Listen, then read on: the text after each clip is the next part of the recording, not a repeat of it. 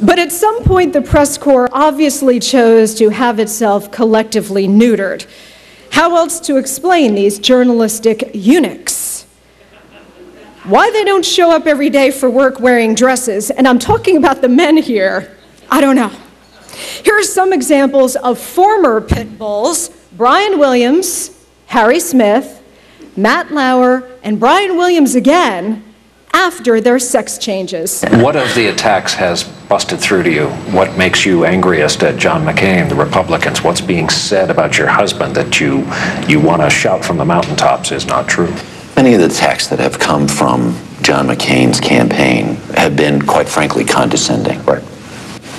Are you surprised by that? Does it anger you? Have you stopped to think about what the Obama version of swift voting might be in this campaign cycle if you get to the general election? What they did to John Kerry. Right. What's that version going to be with Barack Obama? Oh, I think last time we were together, I handed you a copy of Newsweek. It's the first time you'd held it in your hands with you on the cover.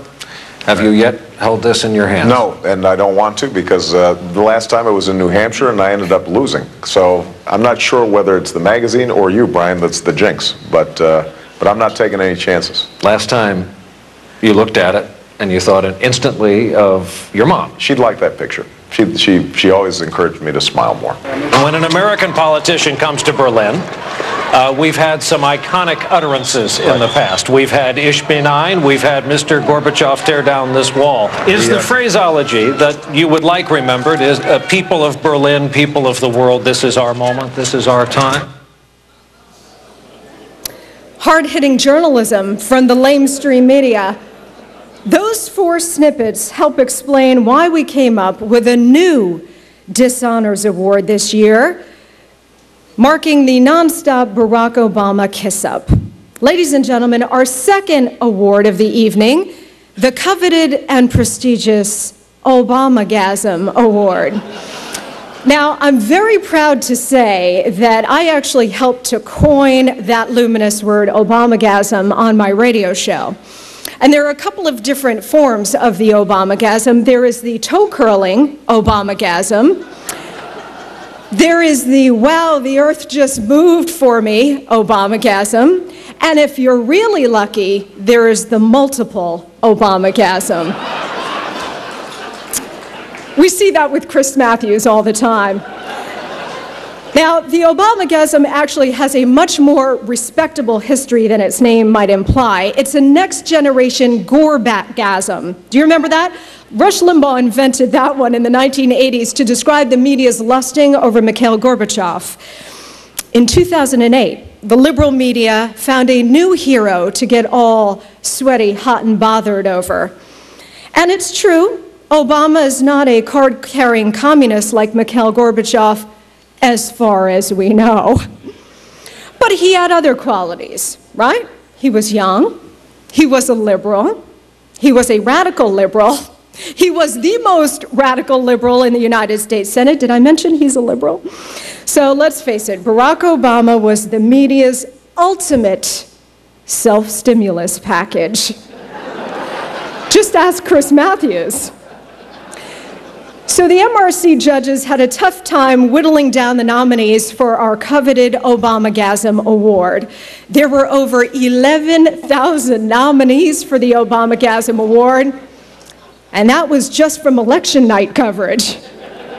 But they got it down, they managed to get it down to our 3 finalists.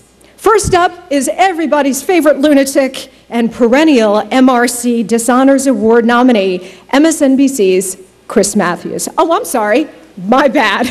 I get them confused. Keith Olbermann. Scratch Matthews. We'll get to him again later. Keith Olbermann.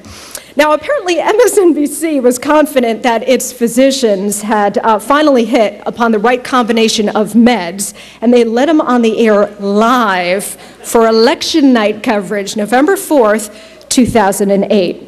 Now, from my time over there at MSNBC, for which I should have received combat pay, I know that the suits over there would have had a contingency plan just in case. If early returns on election night had shown good news for John McCain, they would have had a tranquilizer gun ready. But when Indiana went blue, it was all good. And in front of his viewing audience of tens of people, Keith Olbermann went into orgasmic rapture. Here is Keith Olbermann embarrassing himself, explaining the awesome wonderment of being a journalist in the midst of such cosmic, Obamagasmic wonderfulness. You've seen those videotapes of Walter Cronkite the night that the men landed on the moon for the first time when Neil Armstrong stepped out and he could just barely get out monosyllables. Politically, that's what this is. This is man on the moon. Never gets old, right? It never gets old. Somebody ought to reconnect that guy's air hose quick. Or maybe not so quick.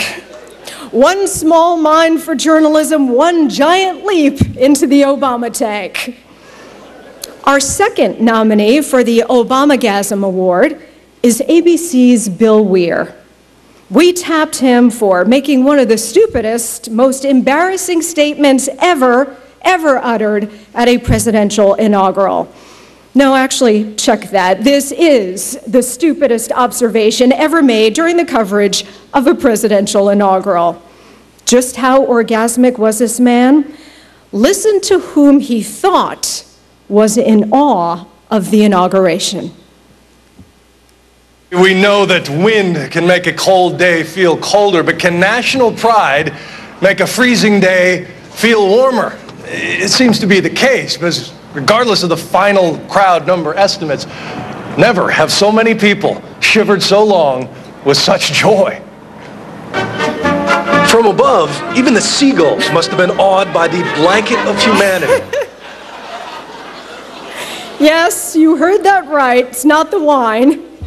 I suspect that the only thing the seagulls were thinking as they looked down at that blanket of humanity was, no way we can miss, even this high. And probably, they were probably also saying, where's Olbermann? Where's Matthews? All right, for our third and final nominee, ABC's David Wright. We take you back to the presidential primaries. On January 28th, both Ted Kennedy and Carolyn, I want to be a senator from New York, Kennedy. Oh my God. They both endorsed the Obama that day, and the media, of course, were swooning. They were in ecstasy. Their loins were stirred. The Kennedys, the original Camelot meets Camelot 2.0. The race was on in the newsrooms. Who could write the gushiest, most over-the-top swoon? Style points for grandeur and Hollywood imagery, points deducted for ethical adherence to journalistic impartiality. Well, no one could match ABC's David Wright. This is an actual news report from Nightline on January 28th, 2008, announcing the endorsements of Teddy and Carolyn, really want to be senator from, New York, Kennedy. The next president of the United States, Barack Obama. Today, the audacity of hope at its rendezvous with destiny. No mere endorsement, this, more like a political anointment from the Kennedys, merging ideals from two different eras. Obama is now an adopted son of Camelot. His candidacy blessed not just by the Lion of the Senate, patriarch of the Klan, but by JFK's daughter. Yes. And the winner, it's time for our winner, so the winner of this year's Media Research Center's coveted and prestigious Obamagasm Award, thank you, lovely Colleen, is, oh, the envelope, please. Oh, I already have it, okay. The envelope, please, here we go. The Obamagasm Award, the first annual one, goes to the journalist with the power to read seagulls' minds, ABC's Bill Weir.